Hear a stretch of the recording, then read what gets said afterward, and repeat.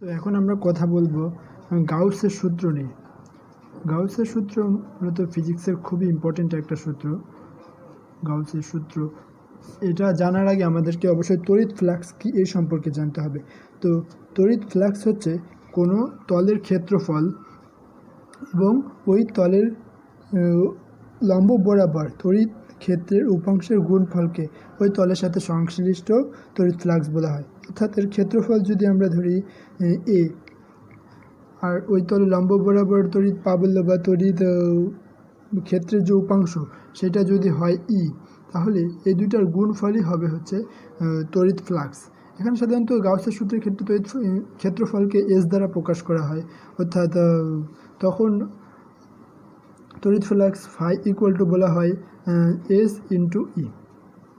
তো এখন কথা হচ্ছে যে এই কোনো একটা তলের ক্ষেত্রফল সবসময় ধরি যে লম্ব দিক বরাবর কাজ করে। এখন ওই তলের লম্ব দিক বরাবর যে উপাংশ সেইটা যদি ই এই দিক হয় এবং তার ক্ষেত্রফলটা যদি হয় এস, তাহলে হবে ই ইন্টু এস।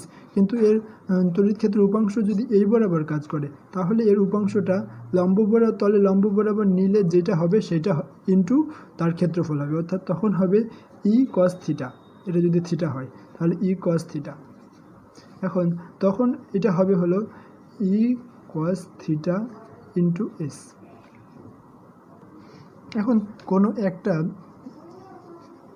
তড়িৎ ক্ষেত্র ইতে যদি ক্ষুদ্র একটি অঞ্চল ডিএস বিবেচনা করা হয় এর ক্ষেত্রফল, তো ডিএস বরাবর এর তড়িৎ ক্ষেত্র হবে ই, আর যদি না হয় তাহলে তার লম্ব বরাবর নেওয়ার জন্য থিটা দিয়ে কস থিটা করতে হবে। তো এখন এই একদম ক্ষুদ্র যদি তড়িৎ ফ্লাক্স নির্ণয় করা হয় তাহলে সেটা হবে ই ইন্টু ডিএস, এবং এটা হবে স্কেলার গুণফল অর্থাৎ ডট গুণ ই ইন্টু ডিএস। এখন আমরা যদি পুরো তড়িৎ ফ্লাক্সটা নির্ণয় করতে যাই তাহলে আমাদেরকে এখানে ইন্টিগ্রেশন করতে হবে, আর এখানে ক্লোজড ইন্টিগ্রেশন করা হয় কারণ পুরো বদ্ধ তলটা জুড়ে এর তড়িৎ ক্ষেত্র ও এর ক্ষেত্রফল গুণ করা হয়। সো এটা হবে ক্লোজড ইন্টিগ্রেশন ই ইন্টু ডিএস। আর যদি এটা লম্ব বরাবর না হয় তাহলে লম্ব বরাবর করার জন্য থিটা এনে কস থিটা গুণ করতে হবে। তো এটাই মূলত তড়িৎ ফ্লাক্সের রাশিমালা। এখন আমরা গাউসের সূত্র নিয়ে কথা বলি। গাউসের সূত্রে আসলে কি বলা হয়েছে?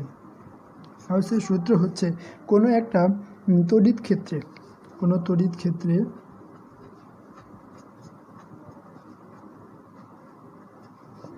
বদ্ধ কল্পিত তল, সেটা গাউসিয়ান তল হবে। গাউসিয়ান তলের তড়িৎ ফ্লাক্সের অর্থাৎ এপসাইলন তড়িৎ ফ্লাক্সের এপসাইলন নট গুণ হবে হচ্ছে ওই তল দ্বারা আবদ্ধ মোট আধানের সমান, অর্থাৎ কিউবের সমান।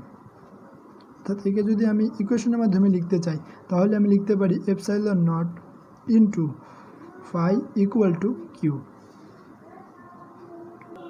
অর্থাৎ এটা আমরা এভাবে লিখতে পারি যে বদ্ধকল্পিত তল E into D S cos theta equal to Q. এখন কথা হচ্ছে যে কোনো একটা বদ্ধকল্পিত তলে যদি সমপরিমাণ ধনাত্মক এবং সমপরিমাণ ঋণাত্মক দুটো আধানই থাকে তাহলে কিন্তু তার নিট আধান বা সেটা নিউট্রাল হয়ে যাবে, নিট আধান হবে 0, তখন কিন্তু এই পুরো রাশিটার মান হয়ে যাবে 0। এখন আমরা কুলম্বের সূত্র থেকে গাউসের সূত্র এবং গাউসের সূত্র থেকে কুলম্বের সূত্র কীভাবে প্রতিপাদন করা যায় সেই বিষয়টা দেখব। তো প্রথমে কুলম্বের সূত্র থেকে গাউসের সূত্রটা দেখি।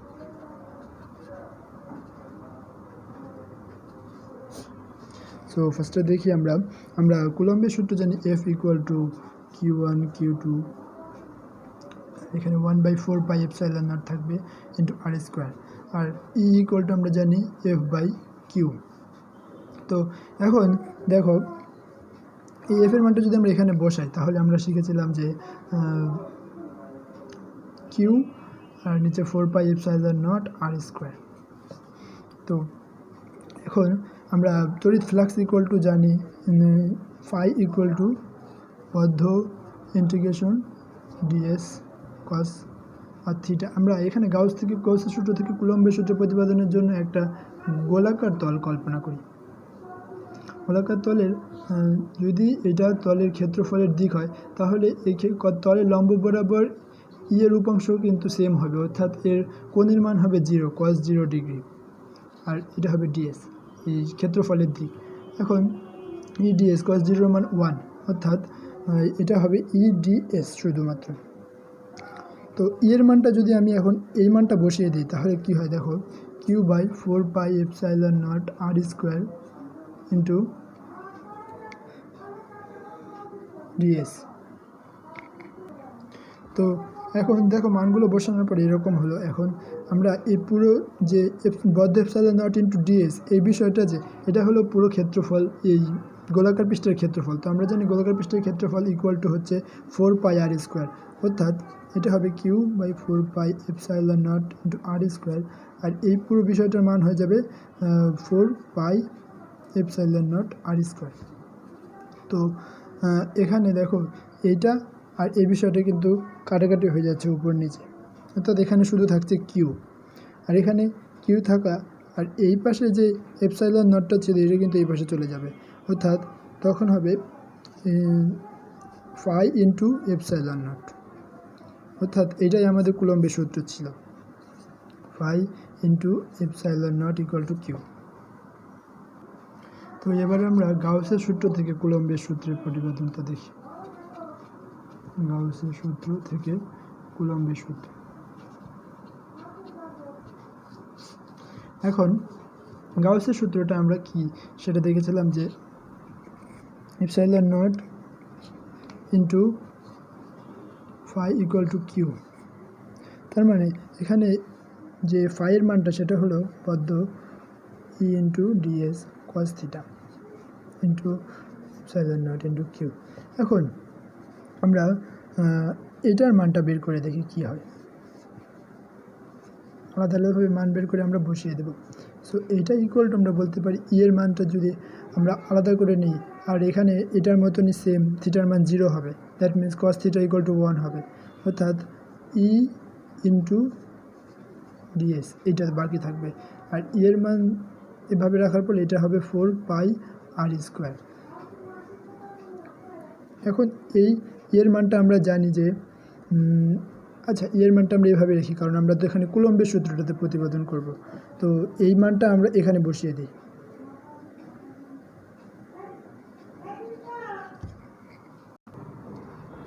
তো এখানে